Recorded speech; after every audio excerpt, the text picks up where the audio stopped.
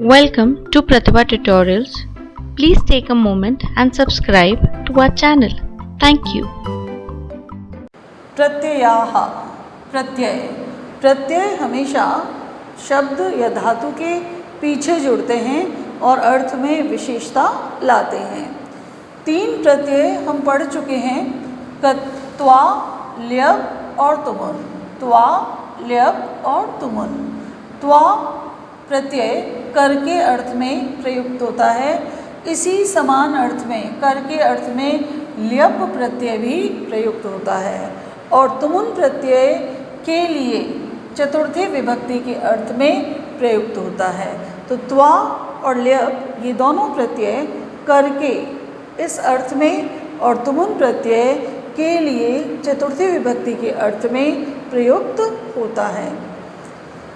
त्वा प्रत्यय में सबसे पहले धातु होती है, उसके बाद में त्वा का त्वा जुड़ता है। हम इसे त्वा बोलते हैं। आधा क साइलेंट होता है जब हम इसे उच्चरित करते हैं। तो धातु प्लस त्वा, पठ प्लस त्वा, पठित्वा।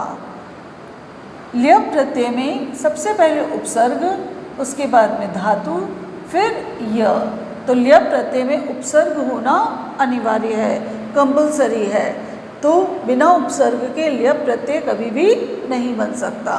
तो वी प्लस हस प्लस ल्यप। तो वी हस, हस धातु स आधा है और ल्यप प्रत्यय का य जोड़ा जाएगा, इसलिए शब्द बना विहस्य। तुमुन प्रत्यय में धातु प्लस तुम, धाव प्लस तुमुन। अब तुमुन में तुम जोड़ना है हमें, तो धाव प्लस तुमुन, धावितुम, दौड़ने के लिए।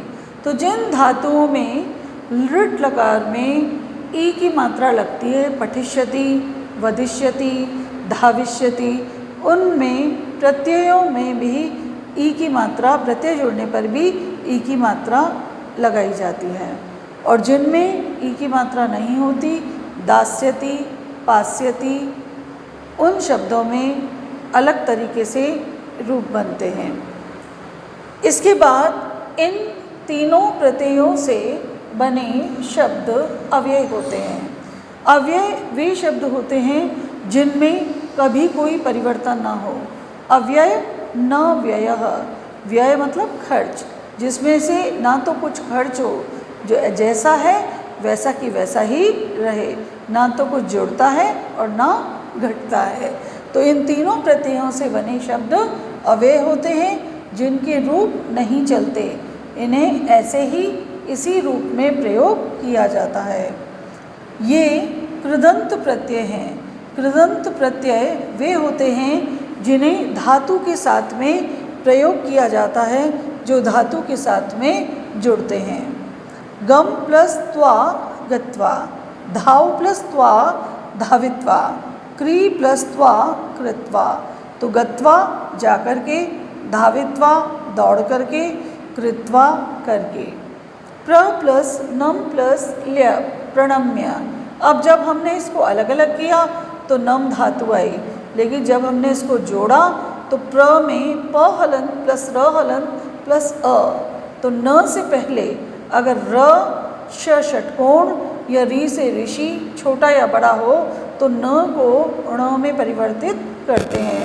तो प्र प्लस नम प्लस ल्यप, प्रणम्य। प्रणम्य मतलब प्रणाम करके, नमस्कार करके। उप प्लस गम प्लस ल्यप, उप उपसर्ग है और जिन धातुओं में म और न हलंत आखिरी में होता है उसका लोप हो जाता है, इसलिए उपगत्य या उपगम्य दोनों तरीके से हम इस शब्द को बना सकते हैं। उपगम्य या उपगत्य। वी प्लस हा प्लस ल्यप, वी हा और ल्यप का य, विहाय। तो इस प्रकार ये ल्यप प्रत्यय के उदाहरण हैं। उसके बाद चल प्लस तुमुन, तुमुन में तुम जुड़ता है तो चल प्लस तुमुन चलितुम, चलने के लिए। क्रीड प्लस तुमुन क्रीडितुम, खेलने के लिए। खाद प्लस तुमुन खादितुम, खाने के लिए।